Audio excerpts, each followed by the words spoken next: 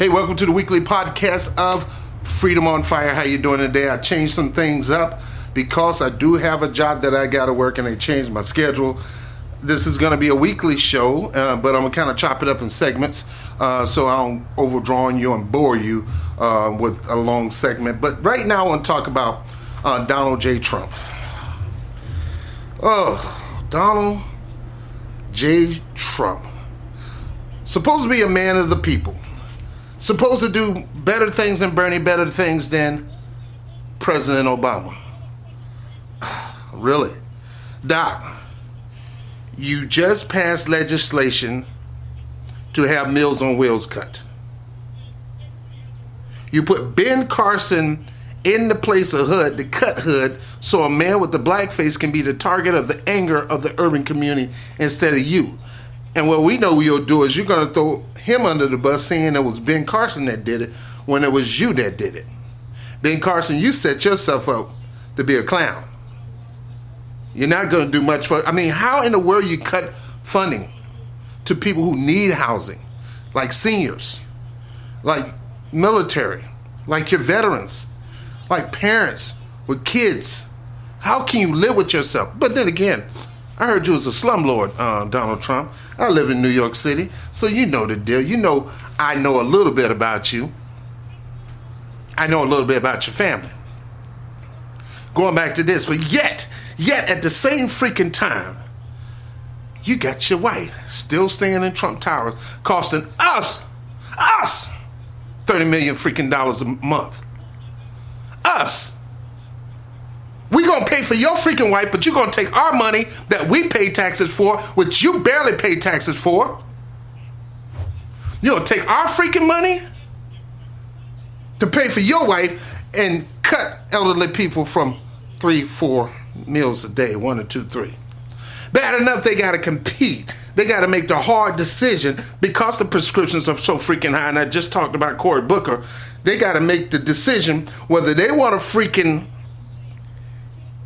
eat half of the, eat a little bit of food, cup of noodles or whatever, and take their prescriptions. Cup of noodles are not good for anybody to live off of.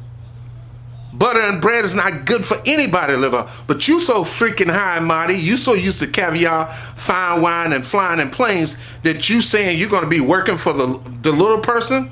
That was my problem with you and Hillary Clinton. And your elitist thinking.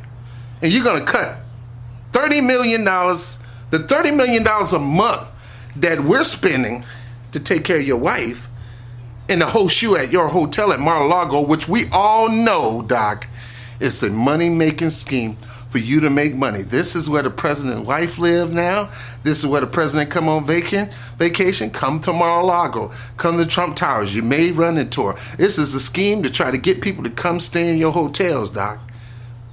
And it is unethical, and I hope they call you out on it. But I'm sorry, it's not going to happen because we got weak, pathetic Democrats that right now you're the best thing that happened to them because in the face, they hate your guts, but behind the scene, they're loving you because you're raising them a whole bunch of money with this fake resistant crap. Donald Trump. I don't like calling people names, but I call them by their actions, true actions, not presumption. You're a punk, a bully, unethical. And for the Christians who vote for you, is this something that God want to happen? God want a man to take money away from Meals on Wheels, a service that my mom used to work for, that deliver good meals, good hot meals to the elderly to keep them in a nutritional high standard to live a longer life? You voted this man in to cut this stuff off? See, I didn't vote for him. I didn't vote for neither one of them turkeys. And my vote is my vote. And for the people who say, well, you're the reason why he became president. No, you're the reason why he's become president because you didn't vote for the person who really, you understood that there was more people running for office. Instead of you getting some guts and vote for a peace candidate, you was going to vote for the second worst candidate or the lesser of two evils. So it was your fault he got elected. And it was your fault because you didn't get your base out. kept telling you, don't look at independent parties and try to tell them they have to vote for your person. No, you find some people and get them out to the poll. You can't tell them people what to do. Anyway, coward, punk, sellout, sucker, liar, con artist. That's what I'm seeing. This is not going to fly, Doc. Don't think we're going to sit here and let this happen. Don't think we're going to sit here and let you take money out of our elderly to fund your wall or your military. Don't think we're going to let you take money out of Head Start or any other program and put what's his name in charge of education, basically the vote, so you can cut funding there and take that money and put it towards your freaking wall in your war or for your military. We don't even have we're not even in a physical war. We don't have nobody out there fighting a real physical war right now, but you want to beef up the army. You're no different from the rest of them, Doc.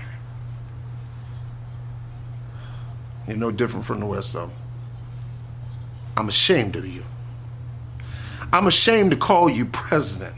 I will continue to pray for you and pray for change and pray that you do the will of the people. More important, do the will of your God, who would never, ever cut meals from the elderly, and who would get on you about you living in this palatial, going to these palatial resort areas on the weekends that cost us money. To have your wife sitting up in the house that costs us money.